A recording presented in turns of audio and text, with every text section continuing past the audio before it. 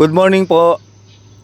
Ito po yung aking motorcycle na Rusi 125 Rusi Surf. Ito po, binibidyohan ko na po kasi baka sa Saturday po ay mailagay na yung bagong sidecar na pinapagawa ko. Kaya kailangan mabidyohan na natin. Kasi kapag nilagay na yung sidecar, pwede namang tanggalin eh. Kaya lang nakakatamad yun eh.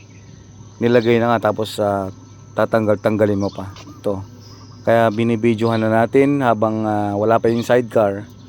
Ngayon po ay Thursday dito sa video na to. Baka sa Saturday po, so 2 days na lang matapos na yung sidecar na pinapagawa ko. So tingnan po natin yung sidecar na pinapagawa ko. Ayan, eto na po tayo sa kabilang dako ng daigdig. Hindi, sa kabilang barangay po to. Ginagawa po yung ating sidecar. Yan na po yun. Pure stainless po yan. Kasi mas maganda talaga kapag stainless. Diba? Hindi baling mahal yung ibayad mo. Basta't alam nyo naman, pag stainless, diba?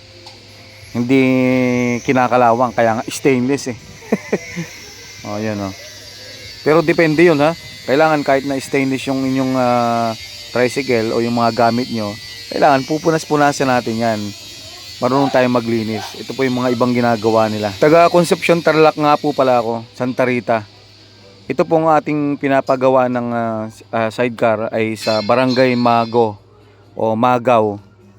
Mga ano po, mga 15 minutes ang layo mula sa amin kapag nakamotor kayo. So ayan yung mga ginagawa nila oh. Ayun yung aking ayan o, itong maganda rin to eh. Ayun yung aking sasakyan mga kaibigan, yung kulay blue. Yung upuan po nun, nilagay ko lang yun. Kasi black talaga yung ano nun eh. Yung stock na upuan nun. Nilagyan ko lang ng cover na kulay blue. In order ko sa Lazada. Ito po yung ano, ayan po yung mga display nila oh. Ayan po yung aking pinapagawa, yung kulay red. Pero pinapagawa kong blue sa kanila. Blue yung upuan, saka blue yung side wheel para tugma siya dun sa kulay ng ating motor. Ayan po. Ang ganda po ng kanilang mga gawa eh. Nung nakaraan gumawa sila na taga ano pa eh, Bayambang, Pangasinan. Tapos hinatid pa nila.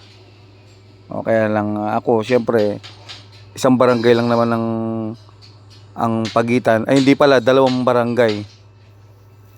Kaya hindi ko na ipapa-deliver. Ako na lang mismo yung kukuha. Ayan, ang ganda oh. So guys, hanggang dito na lang muna ha. At maraming salamat sa inyong lahat. By the way po, ang gamit kong cellphone ay Realme.